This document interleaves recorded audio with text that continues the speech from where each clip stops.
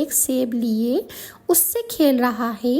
یہ حال دیکھ کر بڑی انہیں تعجب ہوا اور وہ بہت زیادہ حیران ہوئی۔ فوراً اللہ کا شکر بجا لائیں کہ یہ دیکھتے ہیں کہ ان کو اس تنور سے فوراً انہوں نے اٹھا لیا۔ اس کے بعد انہیں فکر ہونے لگی کہ اس لڑکے کو وہ کہاں پر چھپائیں گی، کیونکہ انہیں اندیشہ تھا کہ اگر فرعون کے سپاہیوں نے انہیں دیکھ لیا تو وہ اس کو آ کر مار ڈالیں گے۔ یہ کہتی جاتی تھی اور ان کی آنکھوں سے آنسو جاری تھے، جیسے اللہ تعالیٰ نے قرآن پاک میں ارشاد فرمایا، اور ہم نے حکم بھیجا موسیٰ کی ماں کو کہ اس کو دودھ پلا، پھر جب تم کو ڈر ہو اس کا تو ڈال دے اس کو دریائے نیل میں، اور اس میں نہ کچھ خطرہ کرو اور نہ کچھ غم کر کہ ہم پھر پہنچا دیں گے تیری طرف، یعنی تیرے بیٹے کو ہم تیری طرف لوٹا دیں گے اور کریں گے اس کو اپنے رسولوں میں سے۔